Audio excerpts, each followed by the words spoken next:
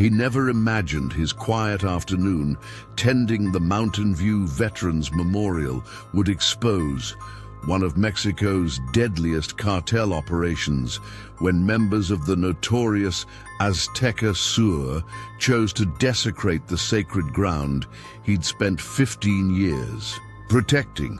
They couldn't know they were mocking a retired Delta Force operative who had commanded some of the most classified counter-cartel missions in modern military history. James "Ghost" Morrison had dedicated his post-service life to preserving the memories of fallen warriors. But beneath his silver hair and humble groundskeeper's uniform was a soldier who had led the most lethal special operations unit on the southern border. The late September sun cast long shadows across the memorial's granite walls as Morrison's weathered hands carefully trimmed the grass around each monument. At 58, his movements were deliberate, each action born from decades of precision and discipline. Local visitors knew him only as the quiet caretaker who kept the grounds immaculate, sharing occasional stories about the heroes whose names were etched in stone. They had no way of knowing that every sweep of his eyes across the memorial grounds drew from thousands of hours of combat experience and years of covert operations throughout Central and South America. Maria Delgado, sharp despite her 73 years, watched him meticulously clean the newest memorial plaque, though she didn't recognize his movements for what they truly were.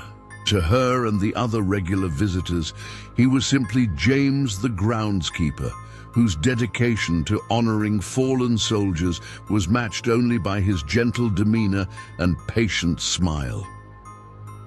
"The roses are particularly beautiful this season, James," Maria commented, adjusting her shawl against the mountain breeze that swept down from the Rockies. "The colors remind me of sunrise." "Fresh bulbs planted last spring," Morrison replied, his calloused fingers delicately arranging fallen petals. Behind his casual tone, his mind catalogued every detail of his surroundings, the positions of each visitor, the sightlines between monuments, the multiple approaches to and from his location. Old habits had saved his life too many times to be abandoned, from the jungles of Colombia to the mountains of Chihuahua. His secure phone vibrated in his pocket, a specialized model disguised as a basic maintenance worker's device. The message was brief: Azteca Sur moving north, memorial grounds possible target. Morrison deleted it immediately, his expression never changing as he continued discussing gardening techniques with Maria. His years of experience told him something significant was coming. The cartel's patterns had been shifting, becoming more aggressive, more focused on symbolic targets. The first rumble of engines echoed off the memorial's stone walls at 4:17 p.m. Morrison recognized the sound pattern immediately. 3 SUVs, likely armored, moving in formation. The cartel was early. Usually, they didn't make their presence known until the memorial was closing for the evening. The change in routine sparked his tactical awareness. Changes in pattern usually meant escalation was coming. Oh dear, Maria tensed at the sound. Those awful men again. "Probably just passing through," Morrison said softly, though he knew better. His intelligence network had been picking up increased chatter. The Azteca Sur cartel was pushing harder into new territory, establishing dominance through acts of desecration and terror. Something big was coming, and they were testing boundaries and responses. The vehicles rounded the memorial's entrance in perfect formation, their black paint gleaming in the afternoon sun. Marco Ramirez led the convoy, his expensive leather jacket doing little to hide the cartel lieutenant's violent nature. Behind him came Diego Herrera, their primary enforcer, and 3 men Morrison didn't recognize. New muscle, probably brought in for whatever operation was coming. They parked their vehicles in a way that partially blocked the memorial's main gate, a classic intimidation tactic he'd seen used from Bogota to Juarez, designed to create a subtle sense of being trapped. Ramirez emerged first, his movements carrying the casual arrogance of a man used to being feared. Morrison noticed the metallic glint under his jacket, a new addition. Ramirez hadn't carried weapons openly at the memorial before. The cartel was definitely escalating, becoming bolder in their show of force. Each detail added to the picture, forming in Morrison's mind pieces of a puzzle he'd been assembling for years. "Well, well," Ramirez called out, his voice carrying across the now quieting grounds. "Looks like the old-timers still playing gardener at this gringo shrine." Morrison continued arranging the flowers, each movement unhurried but precise. He kept his head down, playing the role he'd perfected over 15 years, but his peripheral vision tracked every member of the cartel. Herrera was moving between monuments, casually knocking over flower arrangements, while another man had disappeared behind the memorial wall, taking up a position that covered the ground's western exit. Their tactical positioning was improving. Nay, someone was training them. "Beautiful afternoon, gentlemen," Morrison called out pleasantly. "Come to pay your respects." Ramirez's head snapped toward him, eyes narrowing at the friendly tone. The cartel lieutenant stalked toward Morrison's position, his Italian leather shoes scuffing deliberately across the immaculate lawn. Morrison noted the man's gait. He was favoring his left side slightly, new injury probably within the last 48 hours. The kind of detail that most would miss, but to Morrison's trained eye, it was another piece of intelligence, another potential advantage to be filed away. 15 years of patience were about to pay off. The cartel thought they were intimidating a simple groundskeeper, but they were about to learn why Delta Force operators were considered among the most lethal special operations soldiers in the world.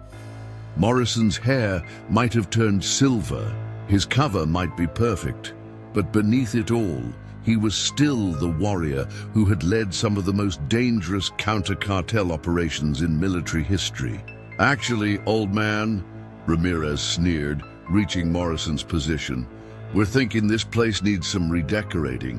Too many names of dead gringos who should have minded their own business."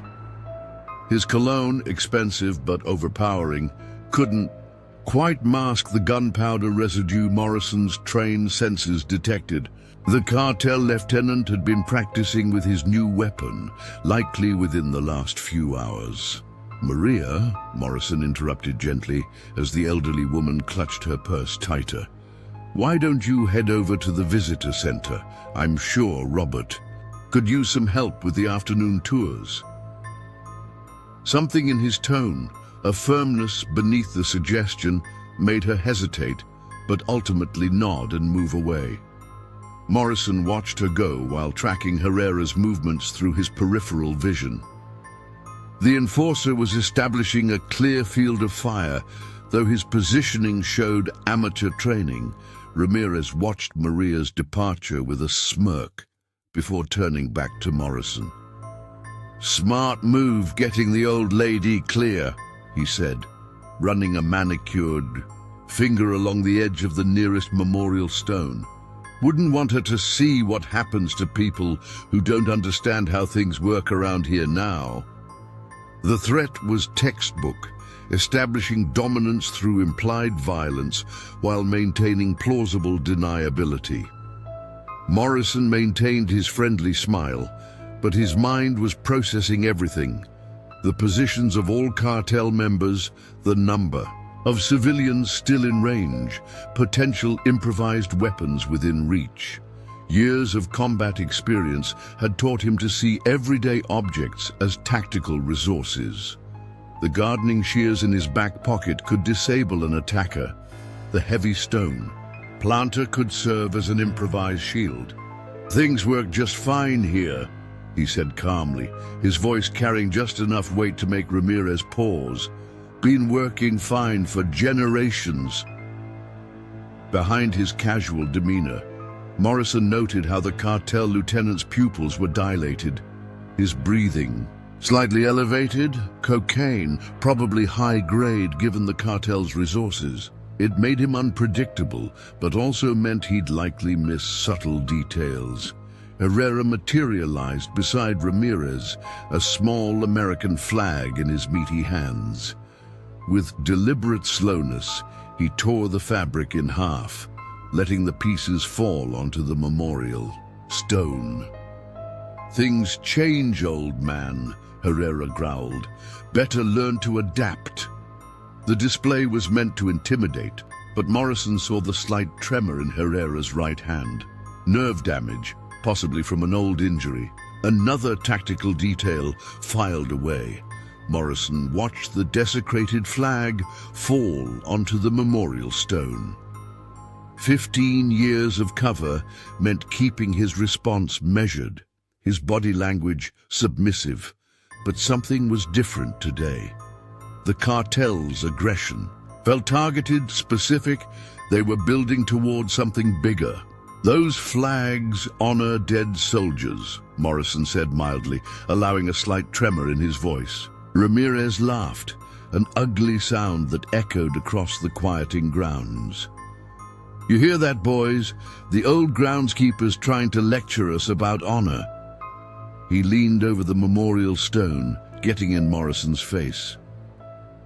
"Maybe we need to teach you some new lessons about respect." Up close, Morrison could see the fresh bruising on Ramirez's right cheek. He'd been in a fight recently, and his technique was sloppy enough to get hit. "Next few minutes are real important, son," Morrison said quietly, pitching his voice so only Ramirez could hear. "Might want to think carefully about your next move." For a moment, something flickered in Ramirez's eyes. Uncertainty quickly masked by bravado. But before he could respond, local police officer Sarah Thompson's patrol car approached the memorial entrance, its timing perfect as always. Ramirez straightened up, his face twisting with frustration. "This isn't over, old man," he snarled. "Your precious memorial is going to learn some hard lessons real soon." As the cartel members returned to their vehicles, other visitors emerged from hiding, conversation slowly resuming. Morrison's trained eye caught the subtle hand signals between Ramirez and his men. They were using basic military protocols, confirming his suspicions about their new training. Through it all, Morrison continued his work, each movement precise and measured. The morning's confrontation would have consequences, but not the ones the Azteca Sur cartel imagined.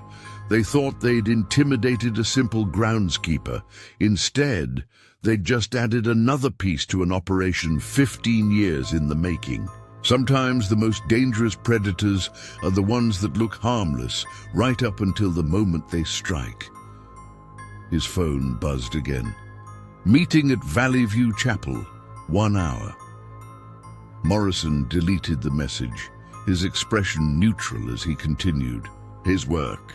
The morning's confrontation would have consequences, but not the ones the Azteca Sur imagined. Somewhere in the mountain shadows, a team that hadn't worked together in 15 years was about to reunite, brought together by a threat to everything they'd fought to protect. Valley View Chapel sat at the edge of Mountain View Cemetery, its weathered stone facade concealing more than just a place of quiet reflection. Morrison parked his grounds maintenance truck in the back, noting the placement of 3 unfamiliar vehicles. His practiced eye caught the subtle signs. government-issued tires, reinforced suspensions, the slight indentation in the gravel suggesting armored upgrades. The chapel bell chimed softly as he entered.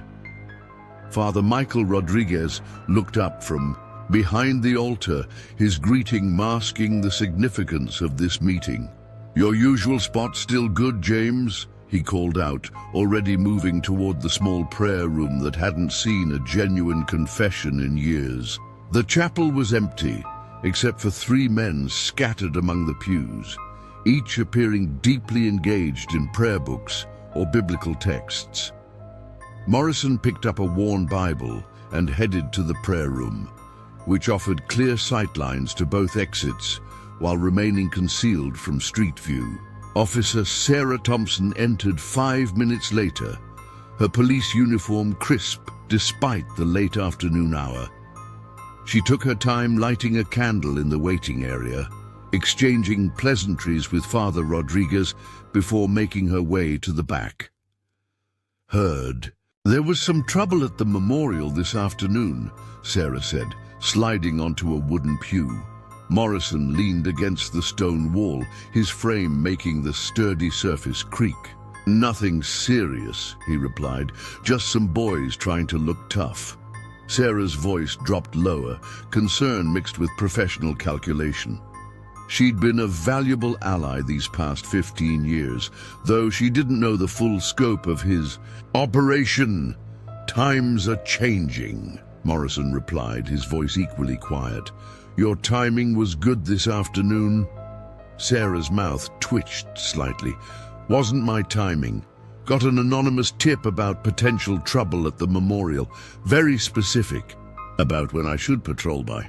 Morrison allowed himself a small smile. The pieces were moving exactly as planned. The 3rd man from the front pew stood, folding his Bible, and made his way to their room. Marcus Chen, DEA handler, though everyone in the community knew him as the new funeral home director. "Mind if I join you?" Chen settled onto another pew without waiting for an answer. "Interesting development this afternoon. Ramirez is getting bolder." Father Rodriguez slipped into the room, locking the door behind him. The other 2 visitors moved to take up positions near the chapel's exits, standard protocol for secure briefings. "It's more than that," Morrison said. "The cartel's behavior is changing, more aggressive, more organized. They're building up to something." Chen nodded. "Our sources confirm multiple shipments moving through their territory, biggest ones yet. But there's something else. Chatter about new players in the region." Sarah leaned forward, her candle forgotten. "Cartel infighting. Someone new trying to take territory." Morrison thought about Ramirez's new weapon, the cartel's blatant disrespect of the memorial, their military-style protocols. They're being backed, given resources, support, but they're also being tested. "What do you mean?" Sarah asked. Morrison's mind flashed back to his years leading Delta Force teams, recognizing patterns others might miss. This afternoon wasn't random provocation. They were gauging response times, testing local law enforcement reactions. The memorial's a perfect symbolic target. Clear message to the community, easy access points, high visibility. Chen pulled out a tablet, sliding it across the wooden pew. "These came in last night, satellite images of their compound outside town." Morrison studied the photos, his military training identifying the subtle changes. New security measures, modified building structures, expanded vehicle bays. They're preparing for a major operation, converting the compound into a staging area. "We've got a window," Chen said. 3 days, maybe 4, before they make their move. After that, if our intel is correct, the whole operation goes dark, moves completely under their new backers' protection. Father Rodriguez appeared with fresh coffee, his movements practiced, but his voice tense. "They're recruiting too. Overheard Herrera at the diner last night talking about new members. They're pulling in guys with military background, specific skill sets." Morrison processed this information, connecting it to patterns he'd observed over months of surveillance. They're professionalizing. Whoever's backing them is turning them from street thugs into a proper paramilitary force. The implications were clear. This wasn't just about drugs or territory anymore. Someone was building a sophisticated operation using the cartel as cover. "Which makes our window even more critical," Chen added. "We need to move before they complete the transition. But we have to get the whole operation. The cells, the drugs, and most importantly, evidence of their new backer." Sarah shifted uncomfortably. "My department isn't equipped for something like this. If the cartel's getting professional training, they won't need to be involved directly," Morrison assured her. "But we need your people ready to secure the memorial when things go hot. The desecration this afternoon was just the beginning. The cartel's going to escalate, try to establish total control before their big move." "How can you be so sure?" Sarah asked. Morrison's voice was quiet but firm, carrying the weight of countless combat operations. "Because that's what I do. Control the symbolic targets, break the community's spirit, secure your staging areas. Basic military strategy. Sometimes the most dangerous enemies aren't the ones who act on impulse. They're the ones who think like you do." Chen nodded slowly, the question hanging in the air. "The question is, how do we force their hand? Get them to expose their operation before they're ready?" A small smile crossed Morrison's face. The kind his Delta Force team members had learned meant a carefully laid trap was about to spring. "They've already given us the opening we need," Morrison said. "Their show of force this afternoon wasn't just about testing responses. It was about establishing dominance. They'll expect the old groundskeeper to be properly intimidated, maybe even abandon his post. And when you don't," Sarah asked, already seeing where this was headed. "They'll have to respond," Morrison explained. "Their new backer will demand it. Can't have a simple caretaker undermining their authority, especially not with their operation about to launch. It's risky," Chen warned. "If they're getting professional training, they might see through your cover." Morrison thought about his confrontation with Ramirez, the cartel lieutenant's moment of uncertainty when Morrison's calm response didn't match his expectations of an intimidated civilian. "Their training will work against them," Morrison said. "They'll focus on obvious threats, law enforcement, potential rival cartels, official investigations. Nobody looks twice at an aging groundskeeper who spends his days tending memorials and sharing stories about fallen soldiers. He'd learned in countless operations that the best cover isn't just about looking harmless.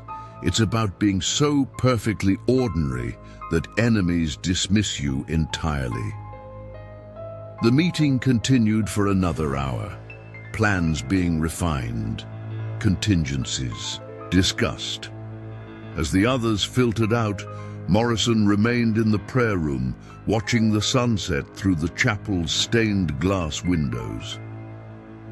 Valley View Cemetery was changing, its peaceful grounds about to become a battlefield in a larger war.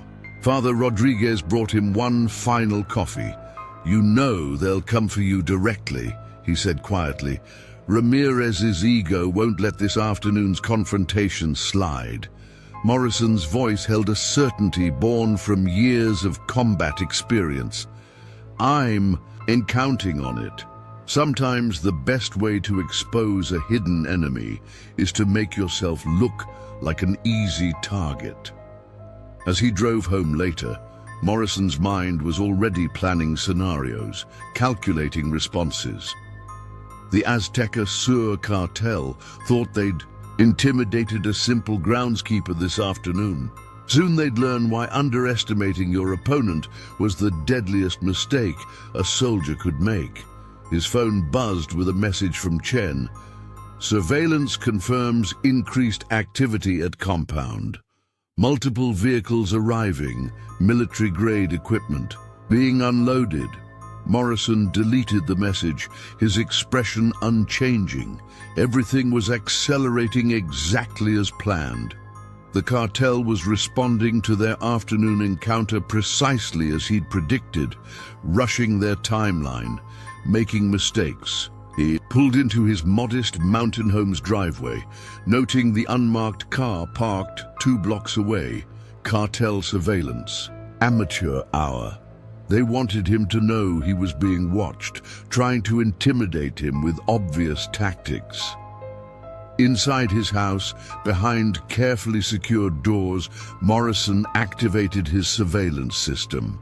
15 years of preparation had created a network of intelligence gathering that would have impressed his old Delta Force commanders. Every cartel movement, every shipment, every contact was tracked and analyzed. New data was already flowing in. The cartel's compound was receiving visitors, men with military bearing carrying expensive equipment. Their new backer was sending support, trying to professionalize their operation before the big move. But professionalizing meant predictability, and military training meant patterns that could be exploited by someone who knew what to look for. Morrison's phone buzzed again, this time from Father Rodriguez. Cartel members in chapel overheard talk about teaching lessons tomorrow. Multiple teams mentioned. Perfect. They were moving faster than expected, emotion overriding their new training. Ramirez couldn't let the afternoon's defiance go unpunished. His reputation, his control of the territory, demanded a response. Morrison began preparing for tomorrow, but not in the way the cartel might expect. No obvious defensive preparations, no calls for help, nothing that would suggest he was anything more than a scared caretaker trying to protect his memorial. Let them come. Let them think they had the advantage. Sometimes the best weapon wasn't a gun or a tactical plan. Sometimes it was 15 years of being underestimated, of being dismissed as just another aging veteran, too set in his ways to know when to back down. Through his security cameras, Morrison watched the cartel's clumsy surveillance team try to remain inconspicuous. They had no idea they were watching a man who had conducted some of the most sophisticated counter-cartel operations in military history. Tomorrow, they would learn why Delta Force operators were considered among the most elite special operations soldiers in the world. But for now, James Morrison, simple groundskeeper, would do what he did best: wait patiently for the perfect moment to strike. The sun was setting over Mountain View Cemetery as Morrison made his final checks of the memorial. Grounds perimeter. To anyone watching, he appeared to be doing routine end-of-day maintenance, checking flagpoles, securing tools, bringing in the day's last flower arrangements. His movements were unhurried and ordinary, but each action served a dual purpose, carefully observing surveillance positions and testing sightlines. He spotted the first cartel vehicle at 8:47 p.m., a black SUV moving slowly past the memorial grounds, headlights off. Diego Herrera behind the wheel doing initial reconnaissance. 2 more vehicles followed at irregular intervals, positioning themselves around the cemetery's access points. Their attempt at tactical deployment was obvious to Morrison's trained eye. They were using basic military protocols, but without the refinement that came from years of actual combat experience. His phone buzzed. Father Rodriguez calling from the chapel. "They were in here earlier," he reported, his voice low. "Ramirez and Herrera talking loud enough to be heard. They're planning to make an example of you. Make sure everyone understands the consequences of disrespect." "At least 8, and maybe more," he hesitated. "They're talking about burning the memorial, James. Destroying the monuments, making sure no one can pay respects anymore." "Appreciate the warning," Morrison replied calmly, his voice betraying none of the tactical calculations running through his mind. "You should close up early tonight, Father. Stay clear of the grounds." Father Rodriguez's voice was worried. "These aren't just regular thugs anymore.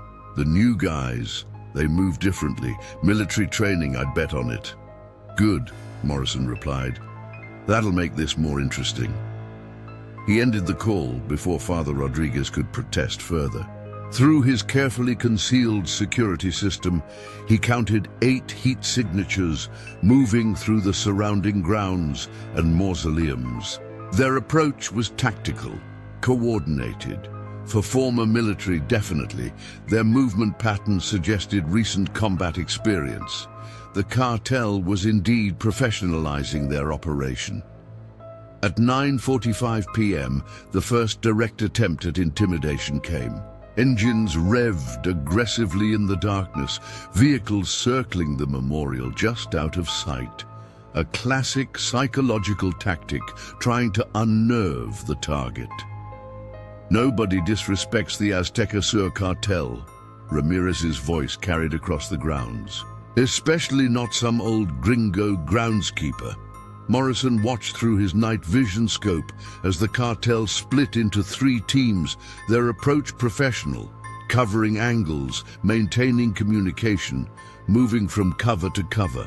Their new backer had indeed provided quality training, but they still made rookie mistakes, failing to account for thermal signatures, missing obvious camera positions, neglecting to check upper vantage points.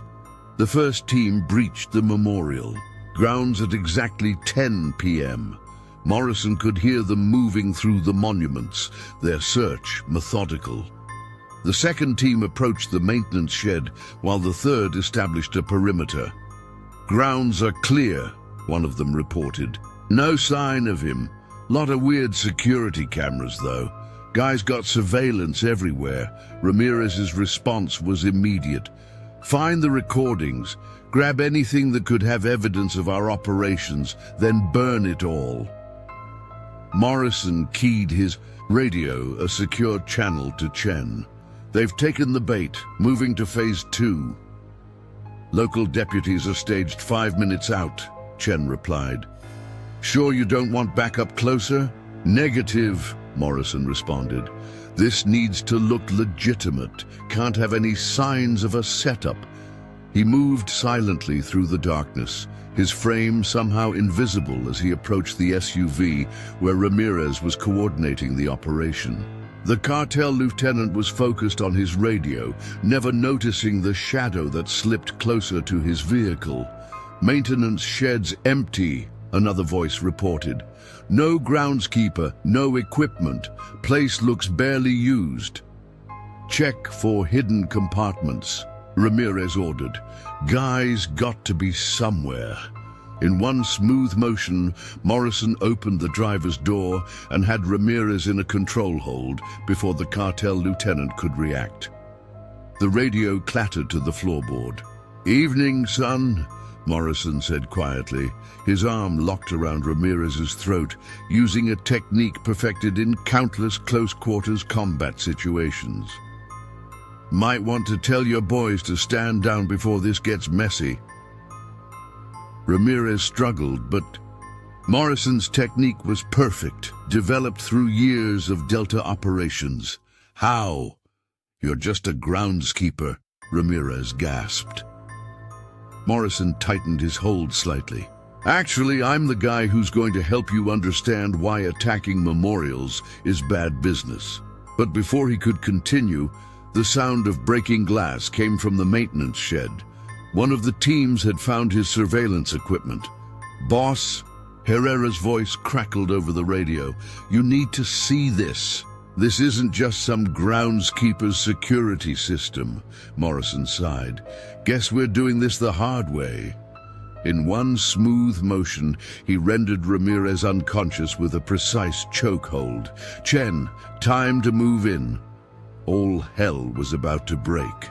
Loose at Mountain View Cemetery, as Morrison began systematically dismantling the cartel assault team.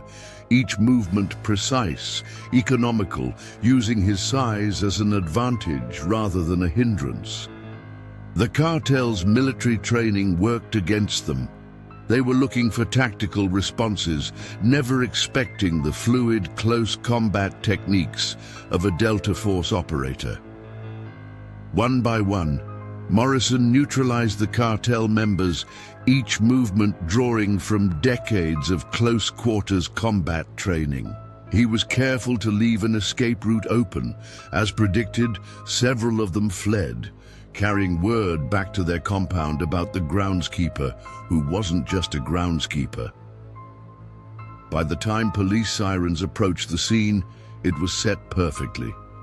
Enough evidence discovered to justify an investigation. Enough cartel members escaped to spread the story. And enough questions raised about James Morrison to draw their backers' attention. Standing in his exposed security room, Morrison smiled slightly as local law enforcement arrived. Phase 2 was complete. Now they just had to wait for the cartel's mysterious backer to make their move. The local news arrived just before dawn. Maria Torres from the Mountain Times, her reporter's instincts telling her there was more to this story than a simple attempted vandalism. Mr. Morrison, she approached cautiously, notepad ready. Can you tell us what happened here last night?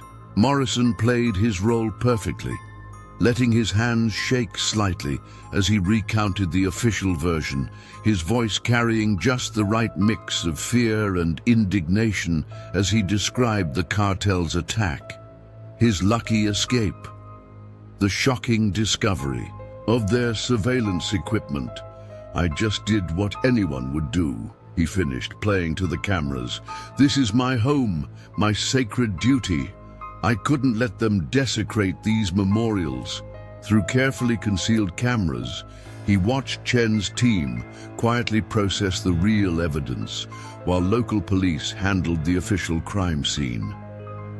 The DEA agent had already transferred the unconscious Ramirez to federal custody, his absence explained, to local authorities as a gang leader fleeing the scene.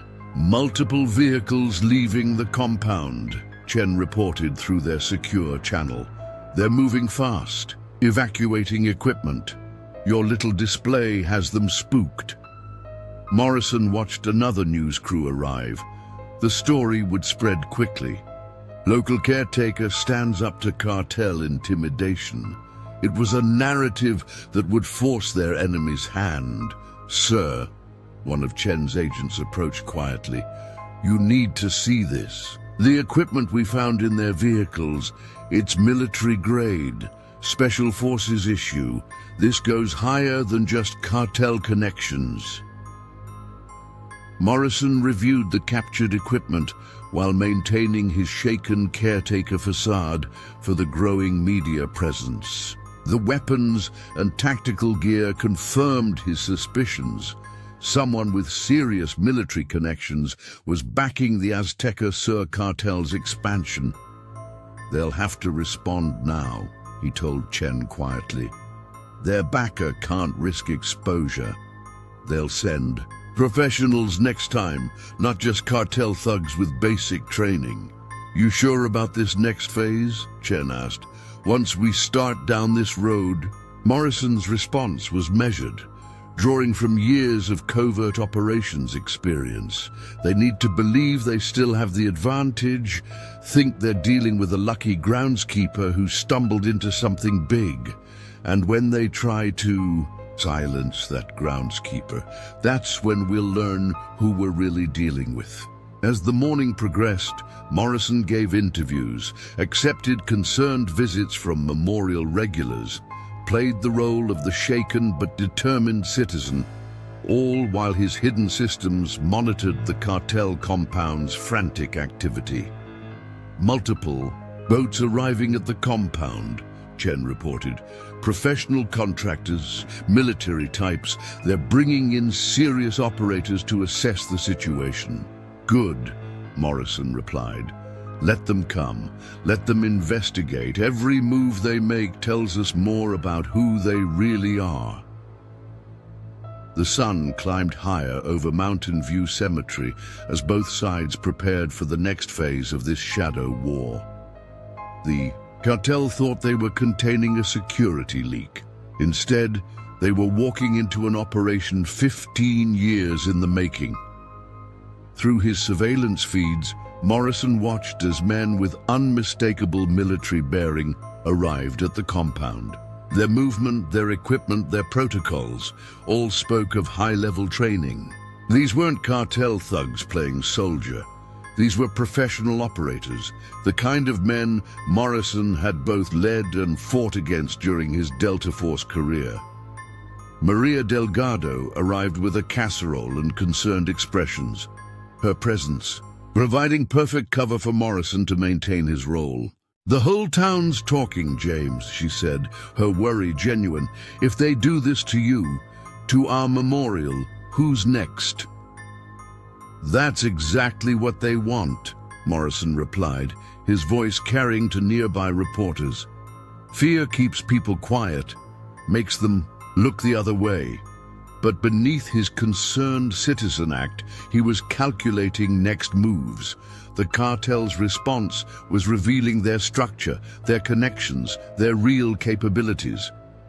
The true scope of what was coming became clear as Morrison's surveillance network picked up encrypted communications from the compound. They were calling in specialists, people trained in problem resolution, professional cleaners. Morrison translated the euphemism easily. They were done playing gang intimidation games. Now they'd try to make the problem disappear quietly. Sometimes, the most dangerous waters aren't the ones that look rough on the surface. They're the ones that hide deadly currents beneath a calm exterior. The cartel and their mysterious backer were about to learn why Delta Force operators were trained to turn an enemy's strength into their greatest weakness. As the sun rose over Mountain View Cemetery, Morrison knew the real battle was just beginning. The cartel's panicked response to his staged confrontation had set events in motion that couldn't be undone. They'd be forced to accelerate their plans, make bolder moves, and in doing so, expose the true nature of their operation. He surveyed the memorial grounds, noting the smashed surveillance cameras and overturned flower arrangements, deliberate signs of his manufactured struggle with the cartel team. To the outside world, it would appear that the humble groundskeeper had gotten lucky, caught the bad guys by surprise. But Morrison knew luck had nothing to do with it. Every step had been carefully orchestrated to provoke this response.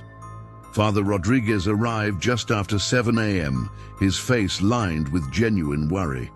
He'd played his part perfectly, feeding the cartel just enough information to make Morrison seem like a threat without realizing the full scope of the operation.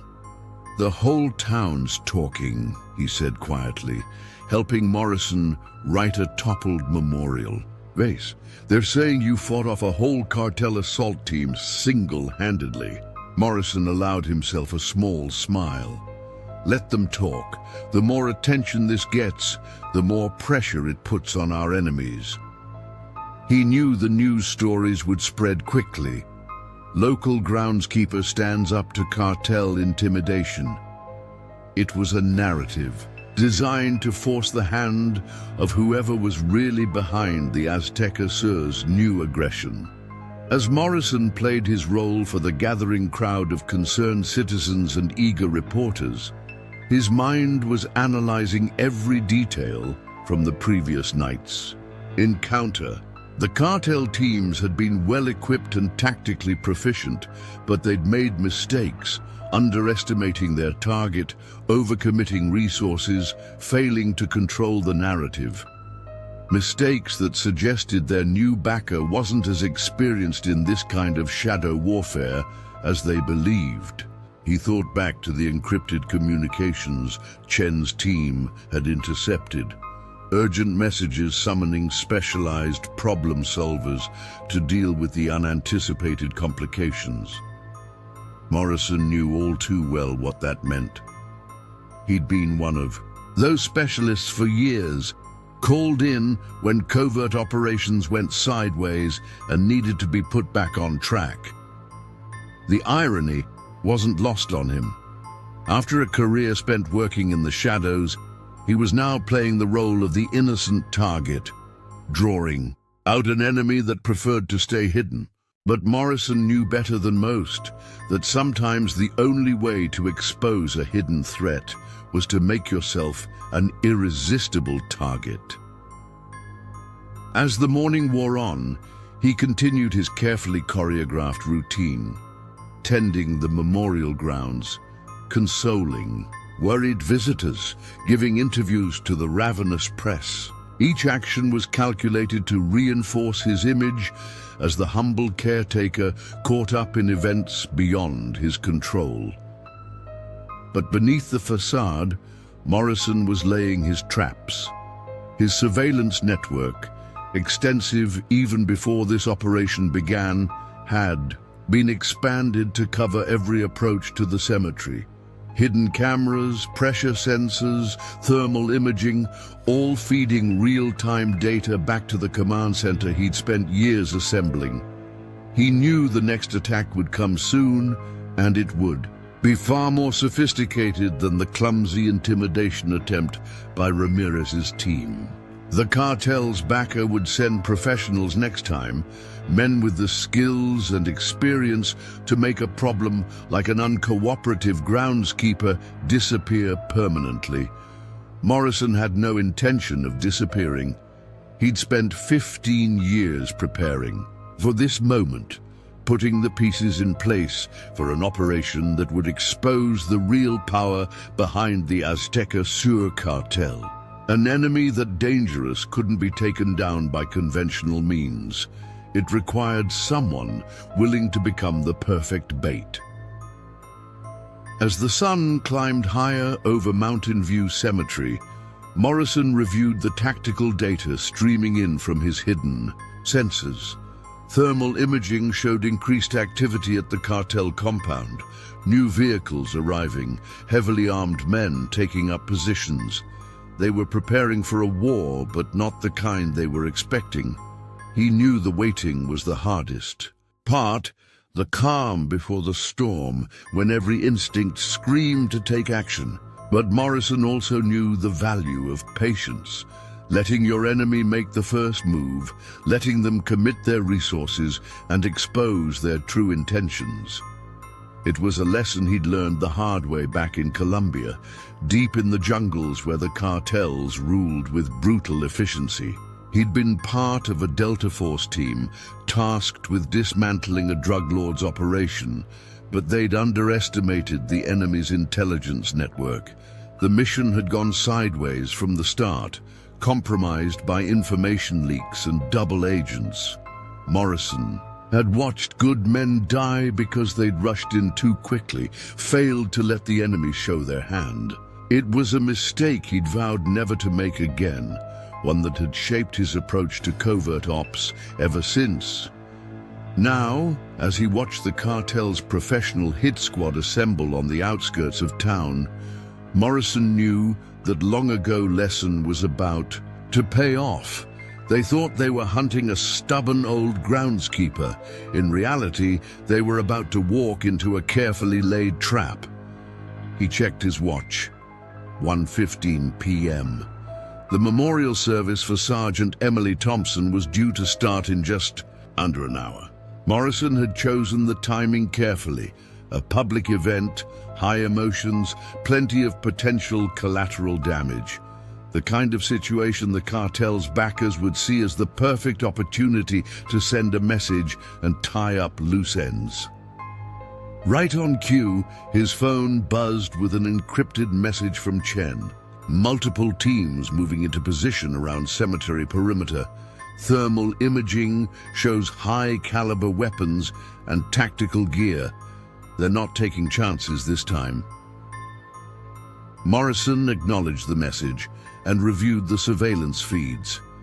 The hit squads were good, disciplined, coordinated, using the terrain to their advantage. But they were also predictable, falling back on standard military tactics drilled into them by their backers' training. He adjusted his own position, stepping into the role of bait with the ease of long practice. To the casual observer he appeared, absorbed in his work, carefully polishing the memorial plaques and straightening the flags. But every movement was calculated to draw attention, to make himself the irresistible target. As the first mourners began arriving for the service, Morrison noticed a new figure among the cartel's operators.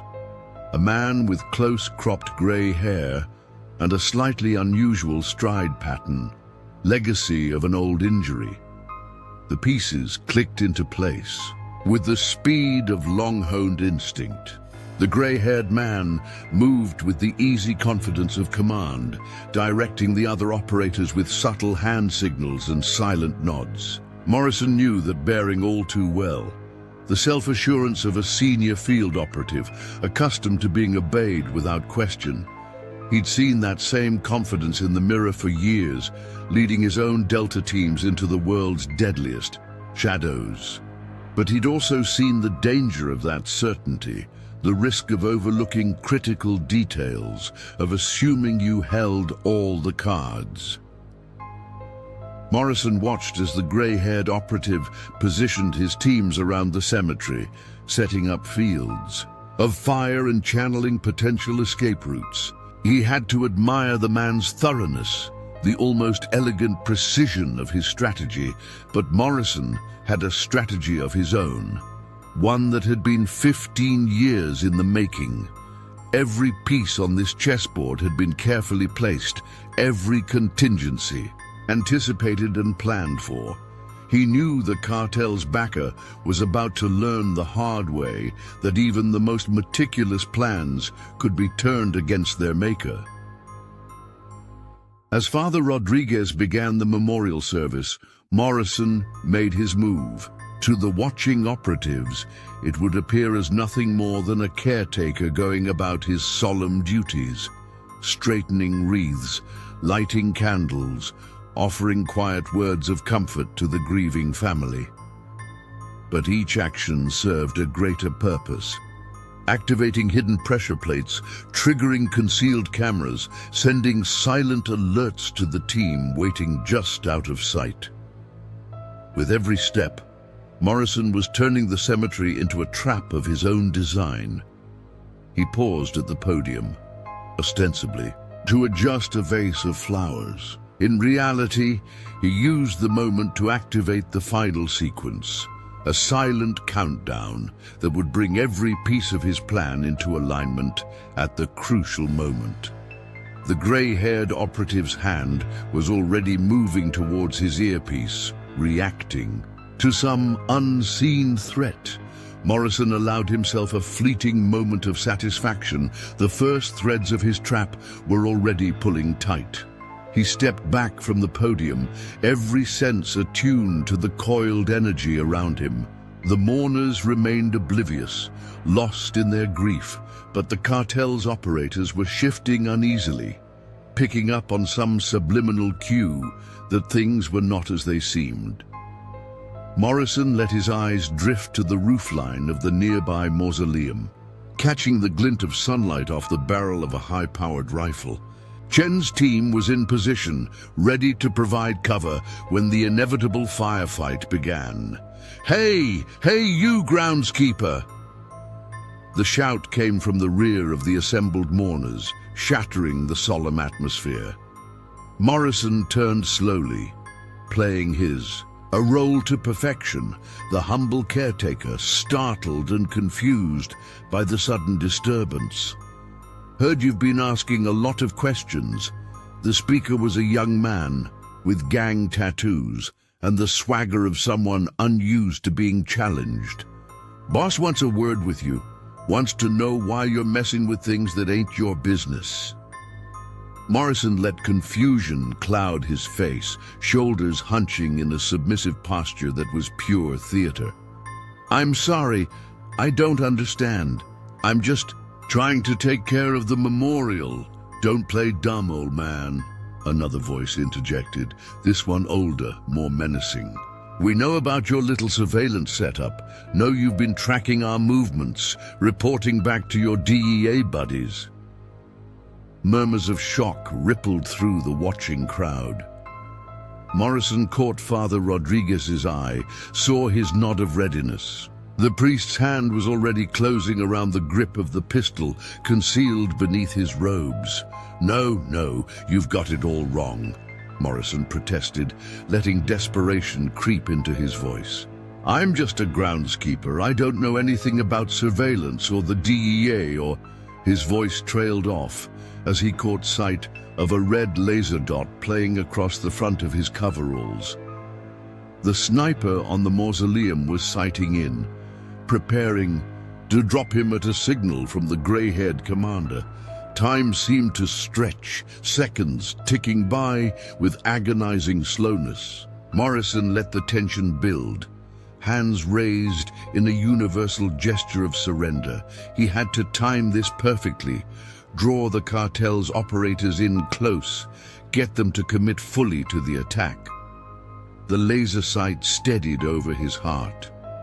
Morrison saw the gray-haired commander's hand drop in a cutting motion, the signal to take the shot. In that frozen instant, he smiled, a grin that promised not surrender, but defiance. "Get down!" he thundered, voice booming across the podium's microphone. In the same instant, he activated the concealed pressure plate at his feet, the trigger for the elaborate trap he'd spent years putting in place. Smoke grenades detonated across the cemetery grounds, instantly obscuring visibility. Flashbang charges burst overhead, disorienting the cartel's operators.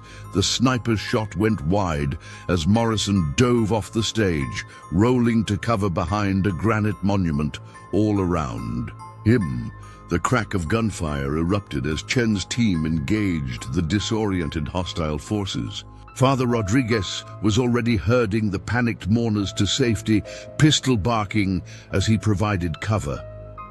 Morrison came up firing, his sidearm leaping into his hand with the old, familiar reflexes. A cartel operative went down, clutching a shattered kneecap. Another dropped, peppered with fire from Chen's team on the rooftops.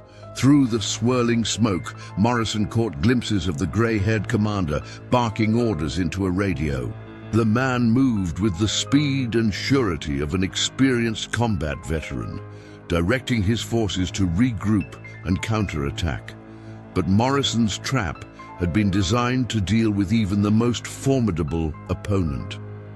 He pressed a button on his watch, activating the next phase. Concealed explosives detonated along the cemetery's perimeter, shattering windows and sending columns of dust into the sky. The blasts disoriented the cartel's forces, disrupting their lines of communication and sewing. Chaos in their ranks. Morrison used the distraction to press his advantage, leapfrogging between headstones as he closed in on the gray-haired commander's position. A burst of fire stitched the granite to his left, forcing him into a rolling dive.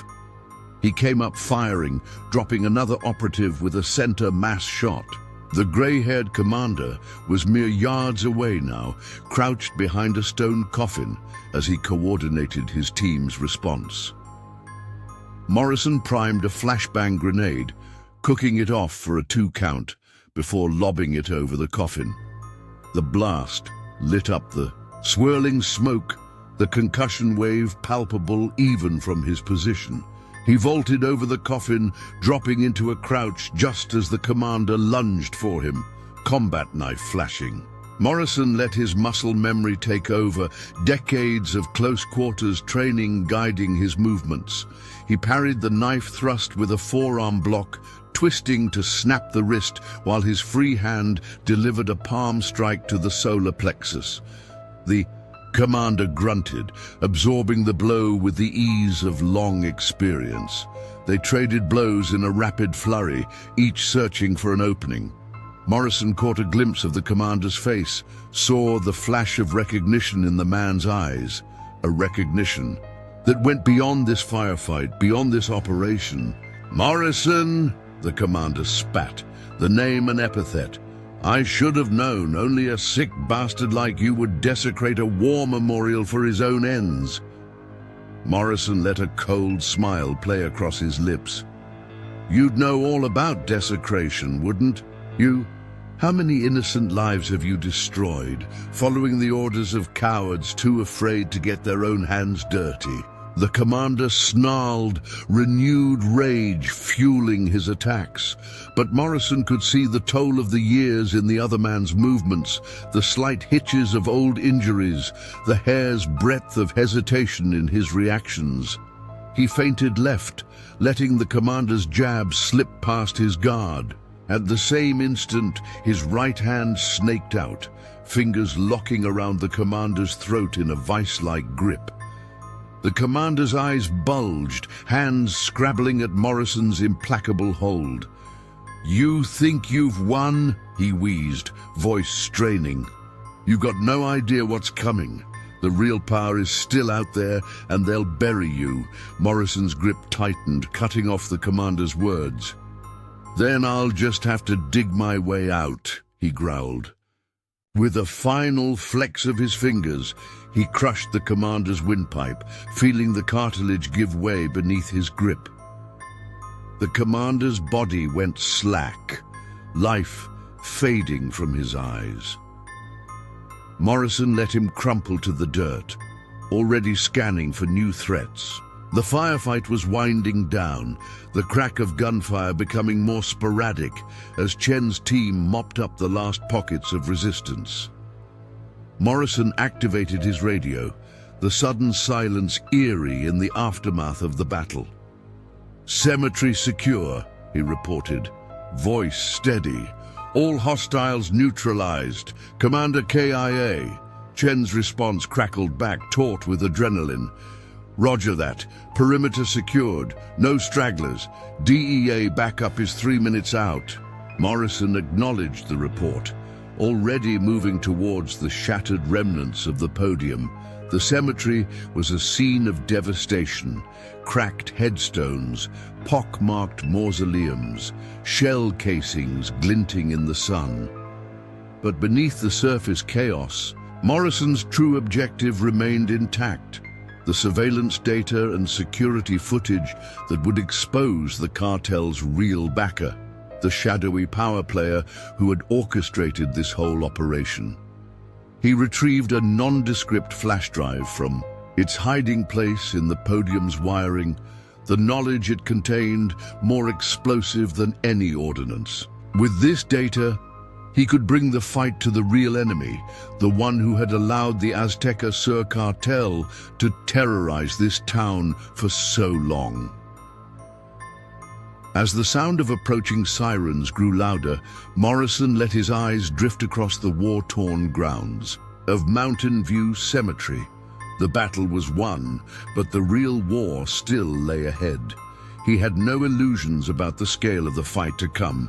The power behind the cartel was vast, its reach extending far beyond the confines of this small border town.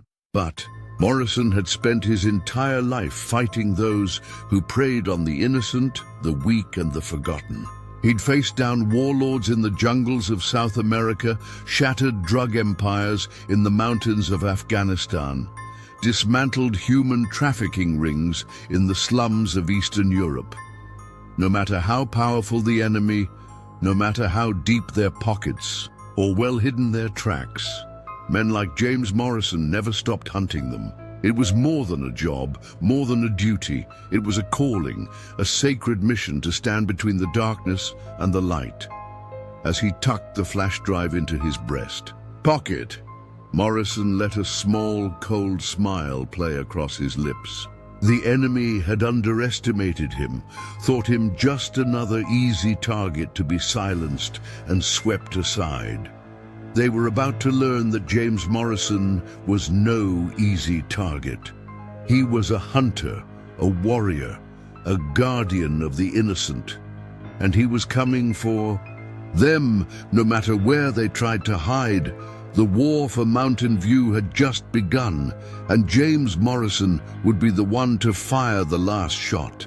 The memory of every fallen soldier, every life lost to the cartel's greed and cruelty, fueled his resolve. As the DEA backup flooded into the cemetery, Morrison was already moving. Planning his next James Morrison stood amid the chaos of the shattered cemetery, his mind already racing ahead to the next phase of the operation. The flash drive in his pocket contained the keys to unlocking the cartel's shadowy network, but he knew the real challenge was just beginning. As the DEA agents secured the scene, Morrison slipped away, his movements calm and purposeful. He had a safe house on the outskirts of town, a nondescript apartment complex that housed his command center. It was time to dig deeper, to unravel the web of corruption that had allowed the Azteca Sur cartel to flourish for so long. The drive to the safe house was uneventful, Morrison's unassuming groundskeeper's truck blending seamlessly with the local traffic. He used the time to review the mental checklist of his next steps, the tasks that would peel back the layers of the cartel's organization one by one. He parked in the apartment complex's lot, the faded blue paint of his truck a perfect match for the worn and weathered exterior. To the casual observer, he was just another retired veteran eking out a modest living, a carefully crafted illusion that had served him well for years. Inside the safe house, Morrison shed his groundskeeper persona, like a second skin. Here, surrounded by the tools of his trade, he could be his true self, the Delta Force operative, the shadow warrior, the relentless pursuer of truth and justice. He powered up his computers, the hum of the cooling fans, a familiar and comforting sound. The flash drive slotted into place with a soft click, the secrets it contained waiting to be unleashed. Morrison leaned back in his chair, fingers steepled as he watched the data scroll across the screens. The cartel's communications, their financial records, their network of suppliers and enforcers, all laid bare before his trained eye. He cross-referenced the data with his own meticulously gathered intelligence, the pieces of the puzzle falling into place with each new connection. The picture that emerged was one of staggering corruption and complicity, a web of greed and violence that extended far beyond the confines of Mountain View. Local politicians on the cartel's payroll, turning a blind eye to the flow of drugs and guns. Shipping companies with links to international arms dealers, their cargo manifests carefully doctored to hide the true nature of their business. Even members of the local police force, their loyalty bought and paid for with blood money.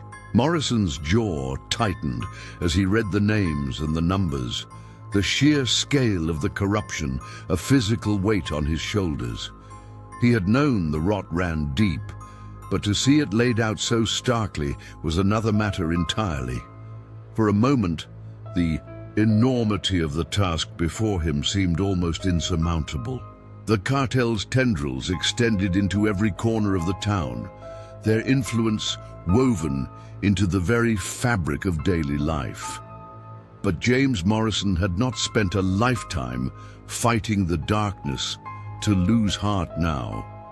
he had faced down warlords and drug kingpins, shattered empires of crime and terror. No matter how vast the enemy's power, no matter how deep their roots, he would not rest until justice was served. He cracked his knuckles, fingers poised over the keyboard. It was time to go to work, to turn the cartel's own secrets against them. With the data from the flash drive, he could begin to unravel their network of allies and enablers, to cut off their sources of funding and support.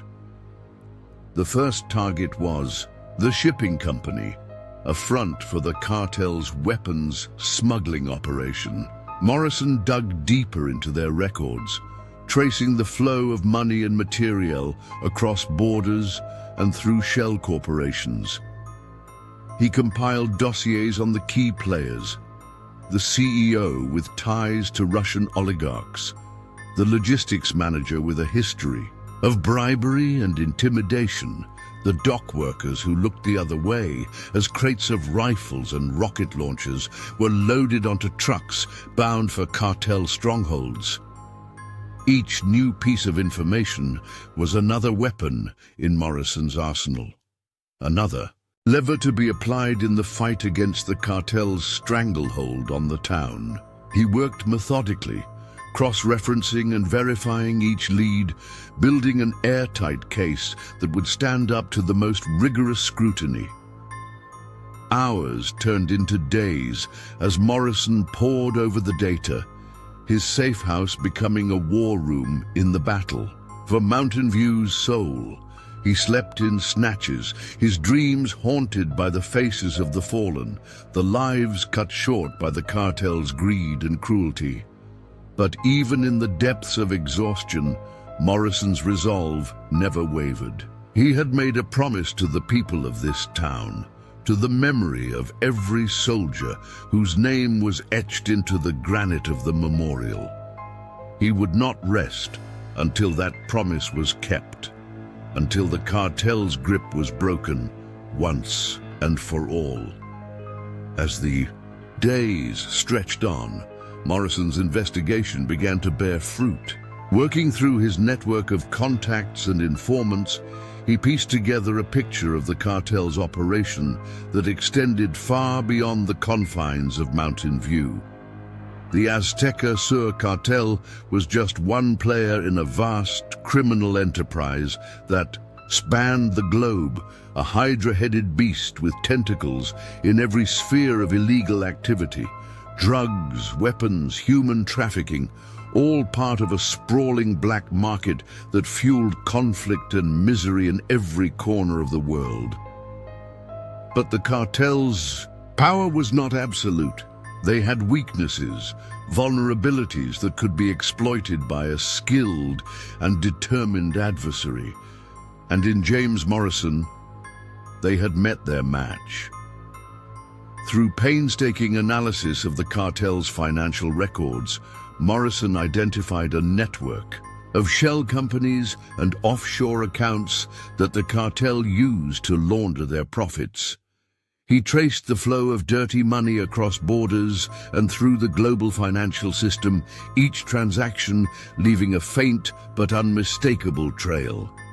With the help of his DEA contacts, Morrison began to freeze the cartel's assets, cutting off their access to the funds they needed to operate. Simultaneously, he launched a series of strikes against their physical infrastructure, raiding stash houses, intercepting shipments of weapons and drugs, arresting key personnel.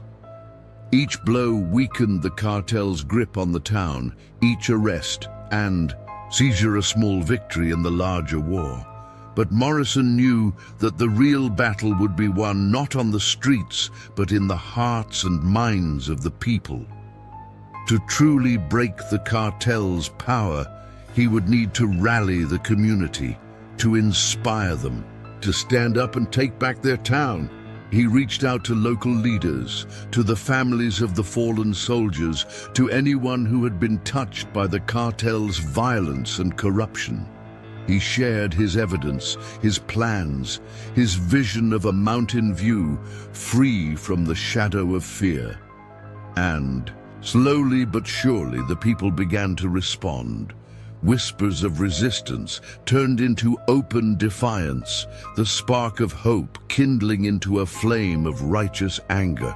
Marches and rallies filled the streets, the people of Mountain View coming together in a show of solidarity and strength.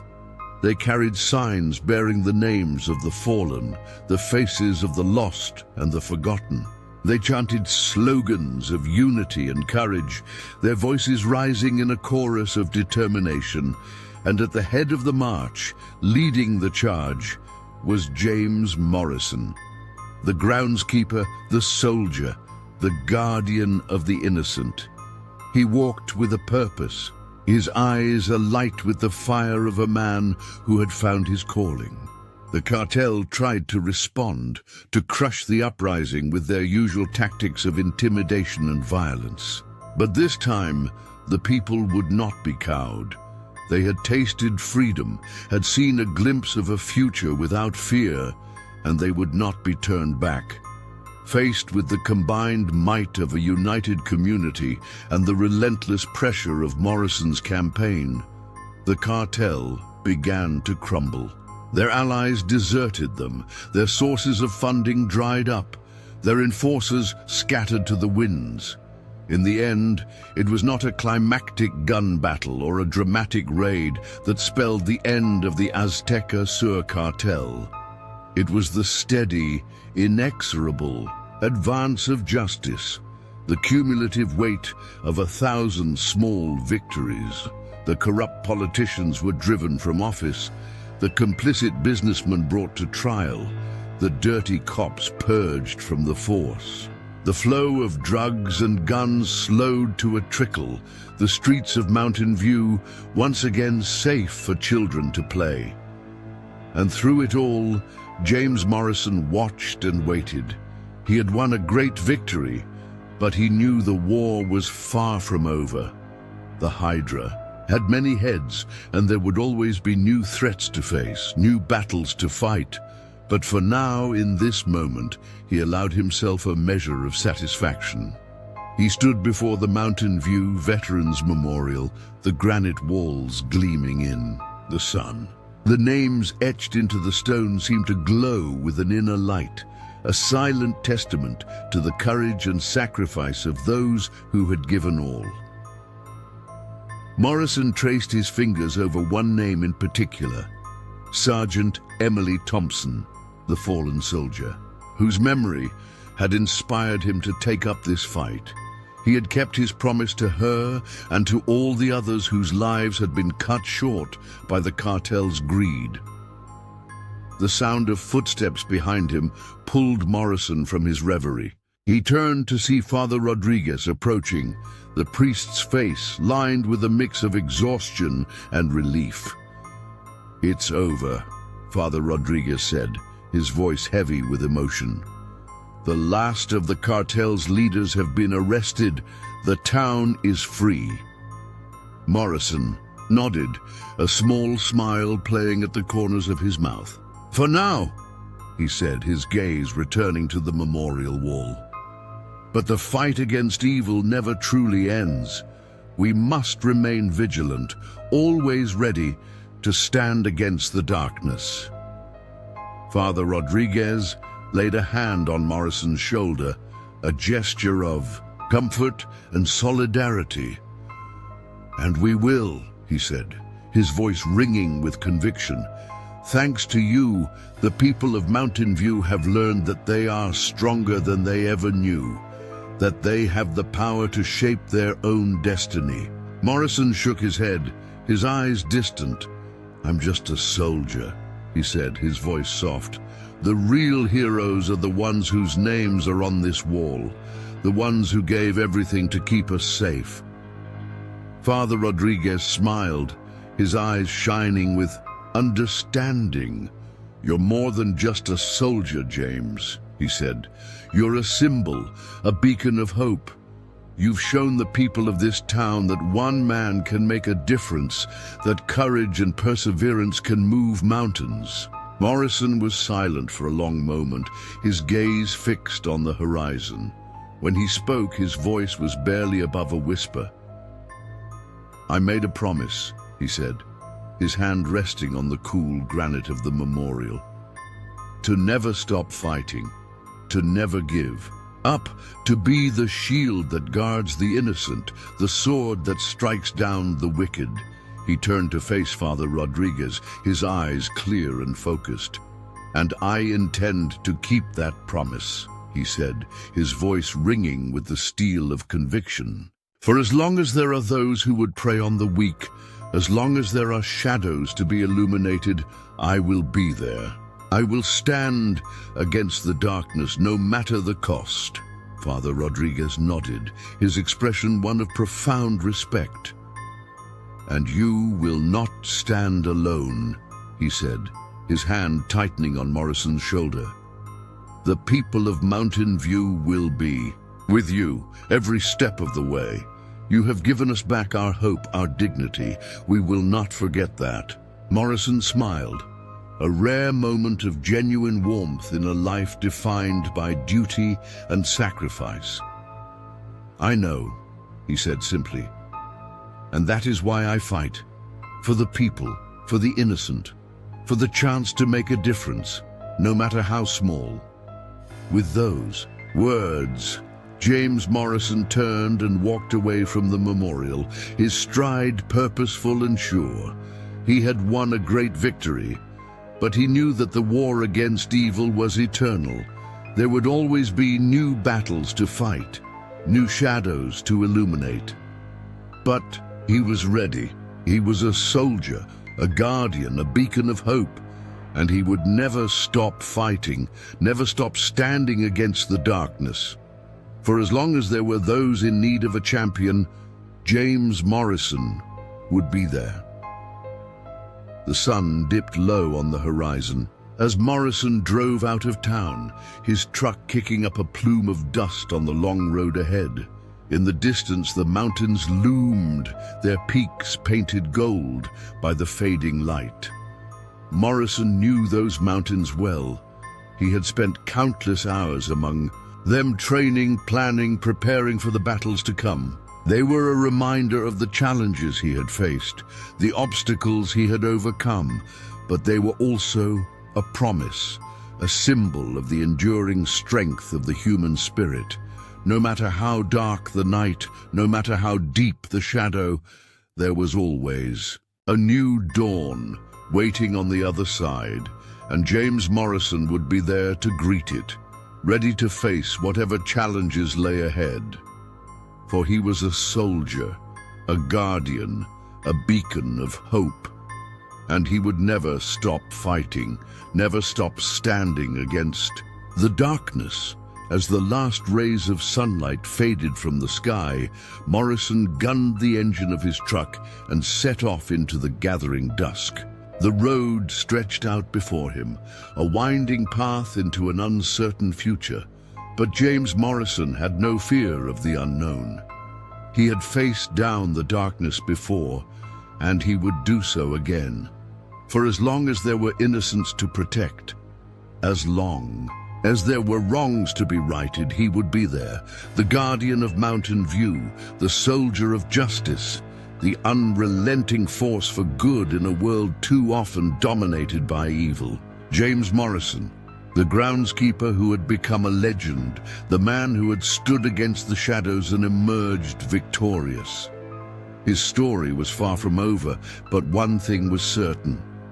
Wherever the road might lead, whatever battles lay ahead, James Morrison would never stop fighting. He would never stop standing against the darkness, for he was a soldier, a guardian, a beacon of hope. And that was a promise he intended to keep, now and forever.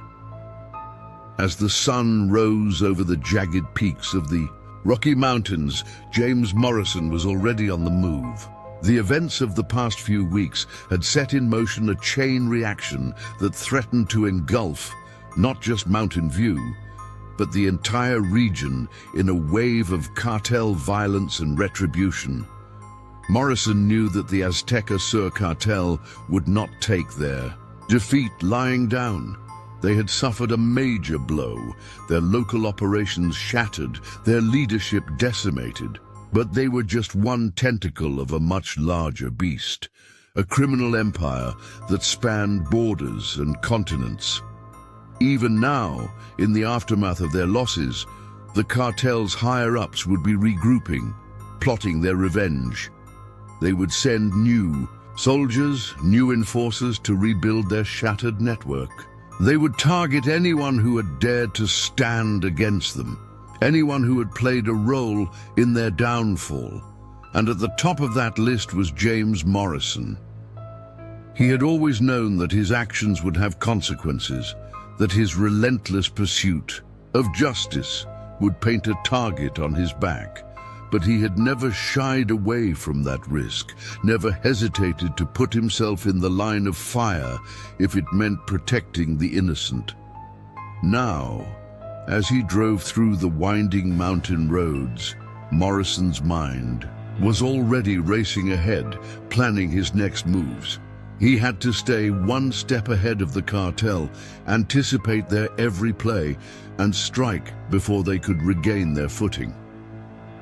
His first stop was a nondescript warehouse on the outskirts of Denver, a place that few knew even existed. Morrison had established it years ago as a fallback point, a secret base of operations that he could use in times of crisis. As he pulled up to the heavily reinforced doors, Morrison couldn't help but feel a sense of déjà vu.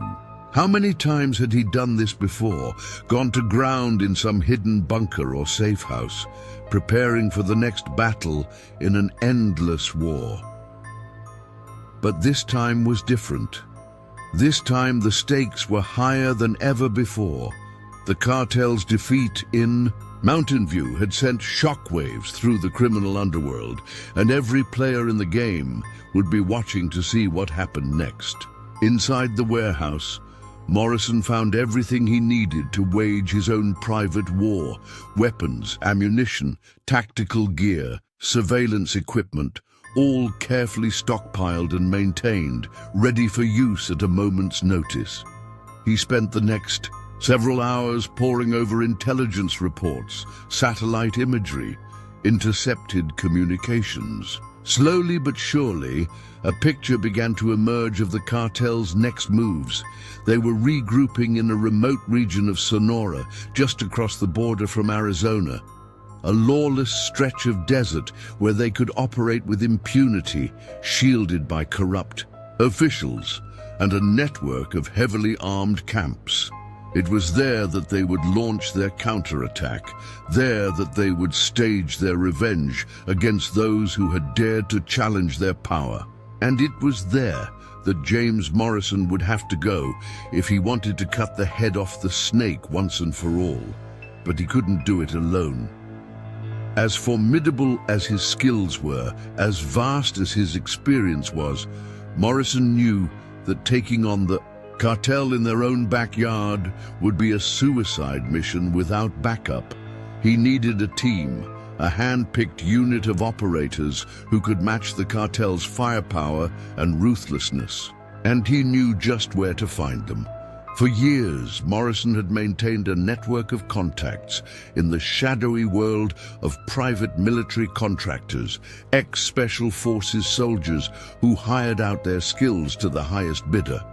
He had worked with them before, on missions that had never made the headlines, operations that had shaped the course of nations from behind the scenes.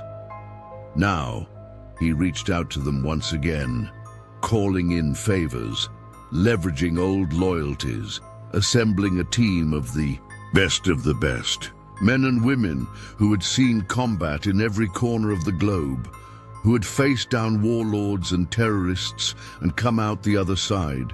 They came from all walks of life, all branches of the military: Navy SEALs, Army Rangers, Delta Force operators, Green Berets. each one a veteran of countless battles, each one a master of their craft. Under Morrison's leadership, they began to train and prepare, honing their skills, studying the cartel's tactics and weaknesses. They pored over maps and satellite imagery, plotted out infiltration routes and escape plans, rehearsed every possible scenario until they could act as a single, cohesive unit. And all the while, Morrison kept up his own personal mission, working his contacts, gathering intelligence, tracking the cartel's every move. He knew that they would be expecting an attack, that they would be fortifying their defenses, preparing for war. But he also knew that they were not invincible, that they had vulnerabilities that could be exploited, weaknesses that could be leveraged. And he was determined to find them, to use every tool in his arsenal to bring the cartel to its knees. As the days turned into weeks, Morrison and his team put together a plan, a daring operation that would strike at the very heart of the cartel's power. They would infiltrate the Sonoran stronghold, neutralize the cartel's leadership, and destroy their infrastructure, all in one lightning-fast assault. It was a risky gambit, a high-stakes play that could easily end in disaster. But Morrison had never been one to shy away from a challenge, never been one to back down in the face of danger. And so, on a moonless night, they put their plan into action. Under cover of darkness, they slipped across the border, moving silently through the desert, avoiding the cartel's patrols and surveillance. They struck like lightning, a coordinated assault that hit the cartel from all sides. Morrison led the charge, his rifle barking in the night, his eyes cold and focused as he cut down the enemy with ruthless efficiency. All around him, his team was in motion, breaching doors, clearing buildings, engaging the enemy with a ferocity that matched the cartel's own. They were outnumbered and outgunned, but they had the element of surprise, the advantage of superior training and tactics, and they had James Morrison. He was like a force of nature, a whirlwind of steel and fire that tore through the cartel's defenses like they were paper. He seemed to be everywhere at once, leading from the front, inspiring his team with his courage and determination. For hours they fought, a brutal, close-quarters battle that raged through the night. The cartel threw everything they had at them, but Morrison and his team held their ground, pushing forward inch by bloody inch. And then, just as dawn was breaking over the desert, they reached their objective, the cartel's command center, a heavily fortified compound where the leaders of the Azteca Sur cartel had holed up, directing their troops like generals on a battlefield.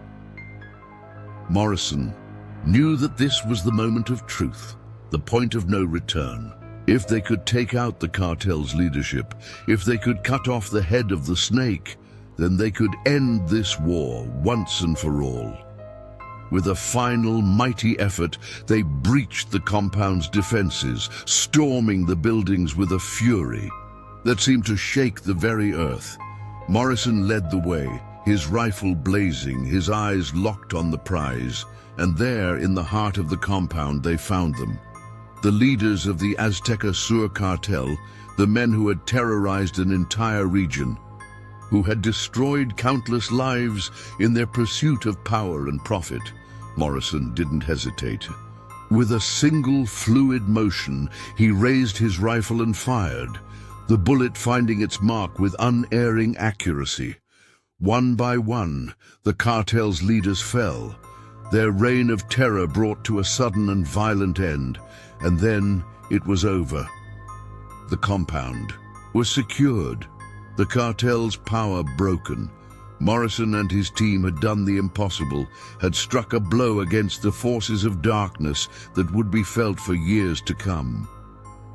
But even as they celebrated their victory, even as they tended to their wounded and counted their dead, Morrison knew that this was just the beginning. The Azteca Sur cartel was just one head of the Hydra, one tentacle of a much larger beast.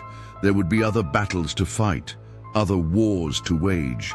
The forces of evil were relentless, always seeking new ways to spread their corruption and violence. And as long as they existed, as long as there were innocents to be protected and wrongs to be righted, James Morrison would be there to stand against them.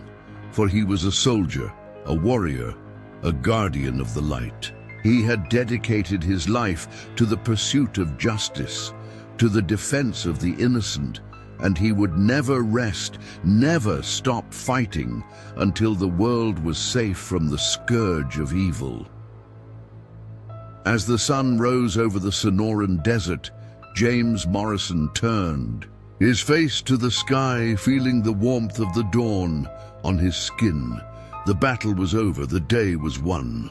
But the war went on, eternal and unending, and James Morrison would be there to fight it, to stand against the darkness for as long as he drew breath.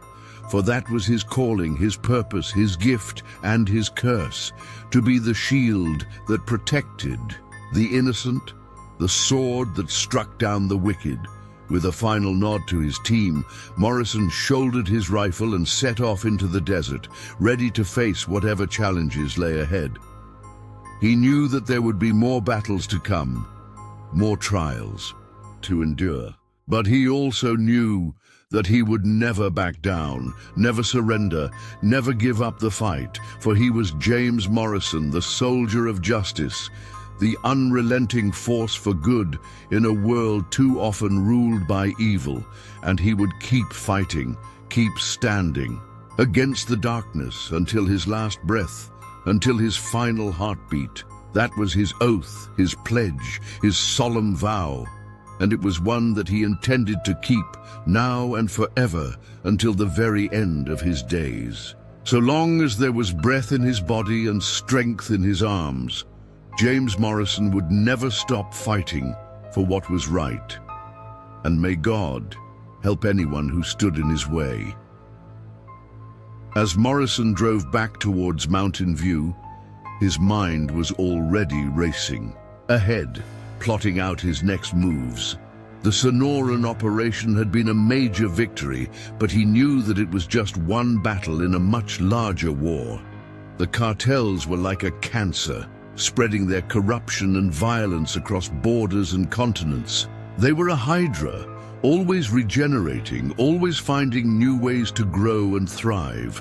And as long as they existed, as long as there were people willing to profit from human suffering, the war would go on. But Morrison was ready for that war, ready to fight it with every fiber of his being. He had assembled a team of the best, a unit of warriors who shared his unwavering commitment to justice. Together, they would take the fight to the cartels, to the corrupt politicians who enabled them, to anyone who dared to stand in the way of what was right. As he approached the outskirts of Mountain View, Morrison felt a sense of homecoming, a feeling of belonging that he had never quite experienced before. This town, these people, they had become a part of him, a part of his very soul. He had fought for them, bled for them, put his own life on the line to keep them safe. And in doing so, he had found a sense of purpose, a reason for being that went beyond mere duty or obligation. Mountain View was his home now, his family, and he would defend it with his last breath, with every ounce of strength and skill he possessed. For that was what it meant to be a soldier, a warrior, a guardian of the innocent. As he pulled up to the Veterans Memorial, Morrison felt a sense of peace wash over him, a feeling of calm that he had not known in years. Here among the monuments to the fallen, the tributes to the brave men and women who had given their lives in defense of others, he felt a kinship, a connection that transcended time. and space. He knew that he was not alone in this fight, that he was part of a long and proud tradition of service and sacrifice. And he knew that as long as there were people like him, people willing to stand up against the forces of darkness, the world would never be wholly lost. With a final nod of respect to the memorial, Morrison got back in his truck and set off down the road, ready to face whatever challenges lay ahead. He had a job to do, a mission to fulfill, and he would not rest until that mission was complete, until the world was safe from the scourge of evil. For he was James Morrison, the soldier of justice, the unrelenting force for good in a world too often consumed by darkness. And he would keep fighting, keep standing against the shadows until his last breath, until his final heartbeat. That was his destiny, his calling, his sacred duty. And it was one that he would fulfill no matter the cost, no matter the sacrifice. For he was a warrior, a guardian, a beacon of hope in a world too often shrouded in despair. And he would never stop fighting for what was right, never stop standing against the darkness. For that was who he was, who he had always been, and who he would always be. James Morrison, the soldier of justice, now and forever. As the sun rose over the jagged peaks of the Rocky Mountains, James Morrison was already hard at work. The victory over the Azteca Sur cartel in Sonora had been a major blow against the forces of evil, but he knew that the war was far from over. The cartels were like a hydra, always regenerating, always finding new ways to spread their corruption and violence. They had their tentacles in every aspect of society, from the streets of the barrios to the halls of power in Washington, D.C. And as long as they existed, as long as there were people willing to profit from human suffering, the battle would rage on. But Morrison was a warrior, a soldier of justice who had dedicated his life to the fight against the darkness. And he knew that the only way to win this war was to take the battle to the enemy, to strike at the very heart of their power. That was why he found himself in the heart of Mexico City, deep in the belly of the beast, on a mission that would test every ounce of his skill and determination. He had received intelligence that the leaders of the Azteca Sur cartel were meeting with a powerful Mexican politician, a man with ties to the highest levels of government. If Morrison could take out this politician, if he could expose the depth of the cartel's influence and corruption, it would strike a blow against the forces of darkness that would be felt across the entire continent. But to do that, he would have to navigate a labyrinth of treachery and deceit, a world where nothing was as it seemed, and danger lurked around every corner. As he made his way through the crowded streets of the city, Morrison couldn't help but feel a sense of unease. Mexico City was a place of stark contrasts, where the gleaming skyscrapers of the wealthy stood side by side with the crumbling slums of the poor. It was a place where corruption and violence were woven into the very fabric of society, where the rule of law was little more than a distant memory. But Morrison was no stranger to this world. He had spent years operating in the shadows, navigating the treacherous currents of the global underworld. He had seen the depths of human depravity, the lengths to which men would go in their pursuit of power and wealth. And yet, even here, in the heart of the beast, he remained unshakable in his resolve. He was a soldier of justice, a warrior of the light, and he would not rest until the forces of darkness were vanquished, until the innocent were safe from the predations of the wicked. As he approached the meeting place, a nondescript office building in the heart of the financial district, Morrison felt a sense of calm wash over him. He had trained for this moment, prepared himself mentally and physically for the challenges that lay ahead. He knew that the odds were stacked against him, that he was walking into a hornet's nest of danger and deceit. But he also knew that he had the skills, the experience, and the unwavering commitment to justice that would see him through, no matter the cost. With a final check of his gear, Morrison stepped out of the shadows and into the building, ready to face whatever challenges lay ahead. He moved with the precision and grace of a jungle cat, his every step calculated, his every movement deliberate. As he made his way up the stairs, he could feel the tension in the air, the sense of impending danger that hung over the building like a shroud.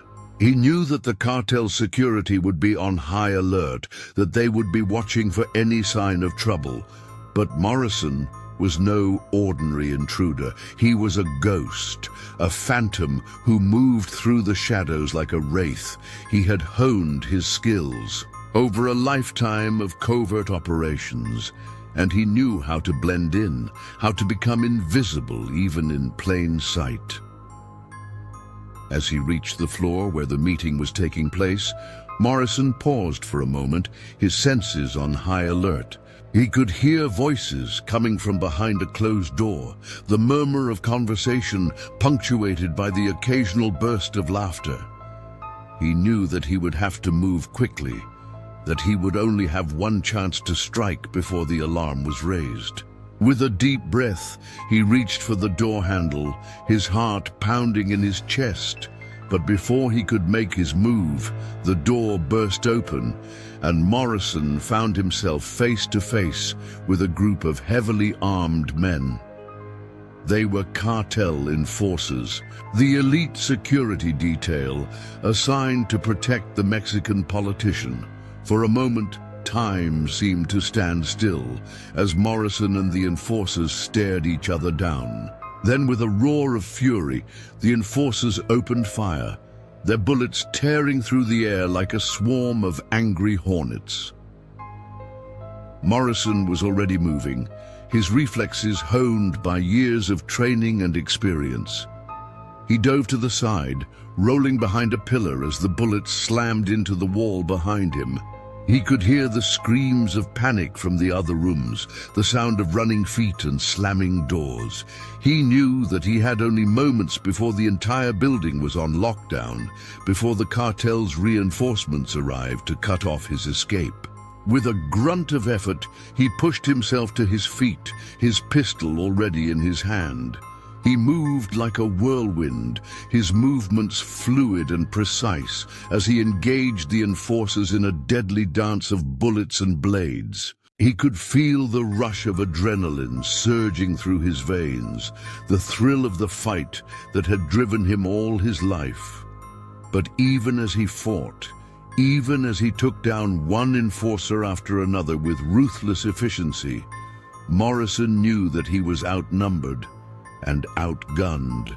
He could hear the sound of sirens in the distance, the wail of police cars and ambulances racing to the scene.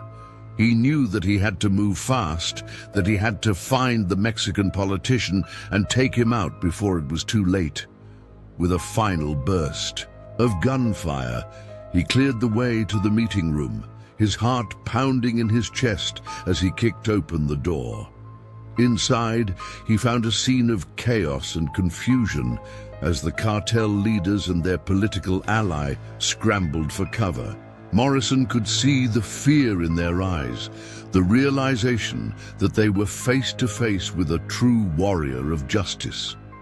But even in that moment of triumph, Morrison knew that the battle was far from over. He could hear the sound of heavy boots in the hallway, the shouts of more enforcers racing to the scene. He had to act fast, had to take out the politician before he could be whisked away to safety. With a final burst of speed, he lunged forward, his blade flashing in the light as he drove it into the chest of the corrupt official. The man's eyes went wide with shock and pain, his breath coming in short, sharp gasps as he clutched at the wound in his chest. Morrison could see the life draining from his face, the realization that his days of corruption and deceit were finally at an end. But even as the politician breathed his last, Morrison knew that he had to keep moving. He could hear the sound of gunfire in the hallway, the shouts of the enforcers as they tried to break through the barricaded door. With a final glance at the fallen politician, Morrison turned and raced for the window, his heart pounding in his chest as he crashed through the glass and into the open air beyond. He could feel the rush of wind on his face, the adrenaline surging through his veins as he plummeted towards the ground below. But even in that moment of danger, Morrison was in control. With a quick twist of his body, he grabbed onto a nearby ledge, his fingers digging into the concrete as he hauled himself up to safety. From his perch high above the city streets, Morrison could see the flashing lights of the police cars and ambulances, the chaos and confusion of the scene below. He knew that he had struck a blow against the forces of darkness, that he had taken out a key player in the cartel's web of corruption and deceit. But he also knew that the war was far from over. The cartels were like a hydra, always regenerating, always finding new ways to spread their poison. And as long as they existed, as long as there were those willing to profit from the suffering of others, the battle would rage on. With a final glance at the scene below, Morrison turned and vanished into the shadows, ready to fight another day. He was a soldier of justice, a warrior of the light, and he would not rest until the forces of darkness were vanquished, until the innocent were safe from the predations of the wicked. For weeks after the Mexico City operation, Morrison worked tirelessly to unravel the web of corruption that had allowed the cartels to flourish. He pored over intelligence reports and surveillance footage, piecing together the puzzle of the cartel's operations with the same meticulous attention to detail that had made him such a formidable soldier. He tracked down informants and sources, following leads that took him from the streets of Juarez to the halls of power in Washington, D.C. He worked with a network of allies and operatives, men and women who shared his unwavering commitment to justice, his determination to take the fight to the cartels no matter the cost, and slowly but surely the pieces began to fall into place. Morrison uncovered evidence of high-level corruption, of politicians and officials who had been bought and paid for by the cartels. He exposed the networks of money laundering and arms trafficking that had allowed the cartels to grow so powerful, so entrenched in the fabric of society. He knew that he was making powerful enemies, that he was painting a target on his own back with every new revelation. But he also knew that he could not rest, could not allow the forces of darkness to win. And so he pressed on, driven by a fierce determination to see justice done, to make the world a safer place for the innocent and the vulnerable. He worked around the clock, pushing himself to the brink of exhaustion, all in the name of the greater good. Through it all, Morrison never lost sight of his ultimate goal: to dismantle the cartels once and for all, to strike at the very heart of their power. He knew that it would take more than just bullets and blades to win this war, that he would need to use every tool at his disposal, and so he began to plan his next move, a daring operation that would take him deep into the heart of cartel territory. He would need to be smart, to be cunning, to use every ounce of his training and experience to outmaneuver his enemies. But Morrison was ready for the challenge. He had spent his entire life preparing for this moment, honing his skills and his mind for the battles to come. And he knew that he would stop at nothing to see justice done, to make the world a safer place for all. As he sat in his safe house, surrounded by maps and intelligence reports, Morrison couldn't help but feel a sense of excitement, a thrill of anticipation for the challenges to come. He knew that the road ahead would be long and hard, that he would face dangers and obstacles at every turn, but he also knew that he was ready, that he had the strength and the determination to see this fight through to the end. He was a soldier of justice, a warrior of the light, and he would not rest until the forces of darkness were vanquished, until the innocent were safe from harm. With a final check of his gear, Morrison stood up and headed for the door, ready to face whatever challenges lay ahead. He knew that the battle against the cartels would be the fight of his life, that he would be tested in ways he had never been tested before. But he was ready for it, ready to give everything he had in the name of justice. For he was James Morrison, the soldier of justice, and he would not rest until the world was safe from the scourge of evil, until the light of hope shone bright once more. As Morrison stepped out into the night, he could feel the weight of his mission settling on his shoulders. He knew that the road ahead would be long and hard, that he would face dangers and obstacles at every turn.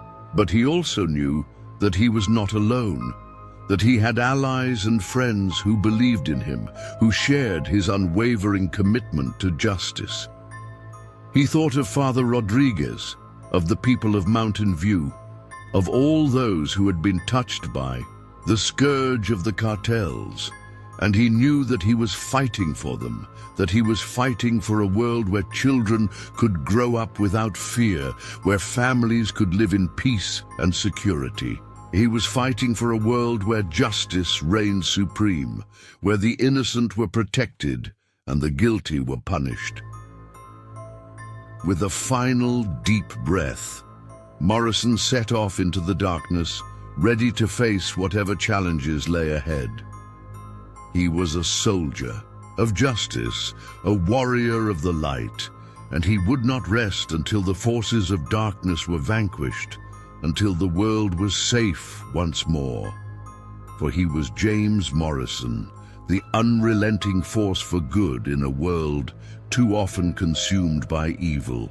And he would keep fighting, keep pushing forward until his last breath, until his final heartbeat. That was his mission, his calling, and he would not fail, no matter the cost, no matter the sacrifice. He was a soldier of justice now and forever, and he would not rest until the job was done. The sun had barely risen over the horizon when James Morrison arrived at the small, nondescript airfield on the outskirts of Mexico City. The events of the previous night were still fresh in his mind, the adrenaline of the fight still coursing through his veins. But Morrison knew that he had no time to rest, no time to bask in the glow of his victory. The operation in Mexico City had been a major blow against the cartels, but it was only the beginning. He had to keep moving, keep pressing the advantage, if he was going to win this war once and for all. As he made his way across the tarmac, Morrison couldn't help but feel a sense of unease. He had been in this game long enough to know that the cartels would not take the events of the previous night lying down. They would be out for blood, looking to strike back at those who had dared to challenge their power. But Morrison was ready for them. He had spent his entire life preparing for moments like this, honing his skills and his mind for the battles to come. And he knew that he had the support of a network of allies and operatives who shared his unwavering commitment to justice. As he boarded the small, unmarked plane, that would take him back to the United States. Morrison couldn't help but think of Sarah, the woman he had left behind in Mountain View. She had been a constant source of strength and support for him, a reminder of the good that still existed in the world. But he also knew that his mission, his calling, meant that he could never truly be with her. He was a soldier of justice, a warrior of the light, and his path was one that few could follow. It was a sacrifice he had made willingly, but it was one that weighed heavily on his heart. As the plane took off, Morrison closed his eyes and tried to clear his mind. He knew that the road ahead would be long and hard, that he would face challenges and obstacles at every turn. But he also knew that he was ready for it, ready to give everything he had in the name of justice. For hours, he pored over intelligence, reports and surveillance footage, piecing together the puzzle of the cartel's operations. He knew that the events in Mexico City would have far-reaching consequences, that the balance of power in the underworld would be shifting in ways that few could predict. But Morrison was not interested in the politics of the situation. He was interested only in one thing: taking down the cartels once and for all. And he knew that to do that he would need to strike at the very heart of their power, to cut off the head of the snake and watch the body wither and die. It was a daunting task, one that would require every ounce of his skill and determination. But Morrison was ready for it. He had spent his entire life preparing for this moment, and he would not rest until the job was done. As the plane touched down in a small, remote airfield in the American Southwest, Morrison was already planning his next move. He knew that the cartels would be expecting him, that they would be watching for any sign of his presence. But Morrison was a ghost, a phantom who could move through the shadows like a whisper on the wind. He had contacts and safe houses scattered throughout the region, places where he could rest and regroup, places where he could plan his next attack. For days, he moved through the underworld like a wraith, gathering intelligence and building alliances. He reached out to old contacts and forged new ones, piecing together a network of informants and operatives who could help him take the fight to the cartels. And all the while, he kept his ear to the ground, listening for any sign of the cartel's next move. He knew that they would not take the events of Mexico City lying down, that they would be looking for revenge, for a way to strike back at those who had dared to challenge their power. It was a dangerous game, one that required constant vigilance and a willingness to take risks. But Morrison was a master of the game, a soldier of justice who had been playing it for longer than most men had been alive. And so he pressed on, driven by a fierce determination to see justice done, to make the world a safer place for the innocent and the vulnerable. He worked tirelessly, pushing himself to the brink of exhaustion, all in the name of the greater good. But even as he worked, even as he planned and plotted and schemed, Morrison knew that he was not alone. He had allies and friends who believed in him, who shared his unwavering commitment to justice. He thought of Father Rodriguez, the priest who had become his confidant and his friend.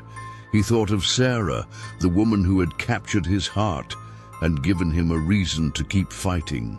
And he thought of the people of Mountain View, the community that had become his home, his family. They were the reason he fought, the reason he pushed himself to the limits of his endurance. They were the light that guided him through the darkness, the hope that kept him going when all seemed lost. And so Morrison pressed on, driven by a fierce determination to see justice done, to make the world a safer place for all. He moved through the shadows like a ghost, striking at the cartels with a precision and a fury that few could match. Days turned into weeks, and weeks into months, as Morrison waged his one-man war against the forces of darkness. He hit the cartels where it hurt, striking at their supply lines, their distribution networks, their very infrastructure of power. He raided drug labs and weapons caches, shut down smuggling routes and money laundering operations. He worked with local law enforcement and federal agencies, building coalitions and alliances that stretched across borders and jurisdictions. And slowly but surely, the tide began to turn. The cartels were on the defensive, their power and influence waning with each passing day. They lashed out in desperate attempts to strike back, but Morrison was always one step ahead, always ready to counter their every move. Through it all, Morrison never lost sight of his ultimate goal: to bring down the cartels once and for all, to strike at the very heart of their power. He knew that it would take more than just bullets and blades to win this war, that he would need to use every tool at his disposal. And so he began to plan his final move, a daring operation that would take him deep into the heart of cartel territory. He would need to be smart, to be cunning, to use every ounce of his training and experience to outmaneuver his enemies. But Morrison was ready for the challenge. He had spent his entire life preparing for this moment, honing his skills and his mind for the battles to come. And he knew that he would stop at nothing to see justice done, to make the world a safer place for all. As he sat in his safe house, surrounded by maps and intelligence reports, Morrison couldn't help but feel a sense of anticipation, a thrill of excitement for what was to come. He knew that the road ahead would be long and hard, that he would face dangers and obstacles at every turn, but he also knew that he was ready for it, ready to give everything he had in the name of justice. For he was James Morrison, the soldier of justice, and he would not rest until the forces of darkness were vanquished, until the world was safe from the grip of evil.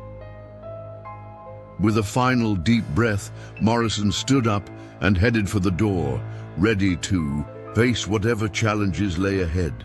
He knew that the final battle against the cartels would be the fight of his life, that he would be tested in ways he had never been tested before, but he was ready for it, ready to lay down his life, if that's what it took to see justice done. For he was a warrior of the light, a guardian of the innocent, and he would not rest until the world was safe once more. As he stepped out into the night, Morrison couldn't help but think of all those who had come before him, all those who had fought and died in the name of justice. He thought of the soldiers and the police officers, the agents and the operatives who had given their lives to keep the world safe. And he knew that he was part of a long and proud tradition, a tradition of service and sacrifice that stretched back generations. He was a soldier of justice, a warrior of the light, and he would not rest until his mission was complete. With a final nod of determination, Morrison set off into the darkness, ready to face whatever challenges lay ahead. He knew that the road would be long and hard, that he would face dangers and obstacles at every turn, but he also knew that he was not alone, that he had the strength and the courage of all those who had come before him. He was part of something greater than himself, a force for good that would never be defeated, never be broken. And so he pressed on, driven by a fierce determination to see justice done, to make the world a safer place for all. He was James Morrison, the soldier of justice, and he would not rest until the forces of darkness were vanquished, until the light of hope shone bright once more. As the night wore on, Morrison moved through the shadows like a ghost, his senses attuned to every sound and movement. He knew that the cartels would be watching for him, that they would have their best men out in force, ready to take him down at the first opportunity. But Morrison was ready for them. He had spent months planning this operation, months gathering intelligence and building alliances. He had handpicked a team of operatives, men and women, who shared his unwavering commitment to justice, his determination to see the cartels brought to their knees. Together, they moved through the night like a well-oiled machine, each one playing their part with a precision and a skill that few could match. They hit the cartels hard and fast, striking at their strongholds and their supply lines, their distribution networks, and their money laundering operations. It was a thing of beauty to watch, a symphony of violence and precision that left the cartels reeling, their power and influence crumbling with each passing moment. Morrison was at the center of it all, leading his team with a cool head and a steady hand, always one step ahead of his enemies. Through the smoke and the fire, through the chaos and the confusion, Morrison pressed on, driven by a fierce determination to see justice done. He knew that this was the moment he had been waiting for, the moment when he could finally strike at the very heart of the cartel's power. And strike he did, with a fury and a precision that left his enemies scattered and broken. He moved through their strongholds like a whirlwind, his every move calculated and precise, his every shot finding its mark with unerring accuracy. In the end, it was over almost before it had begun. The cartels lay shattered and defeated, their power and influence broken beyond repair. Morrison stood amidst the ruins of their empire, his head held high, his eyes shining with the light of victory. But even in that moment of triumph, Morrison knew that his work was far from over. The cartels may have been defeated, but there would always be others to take their place, always be those who sought to profit from the suffering of the innocent.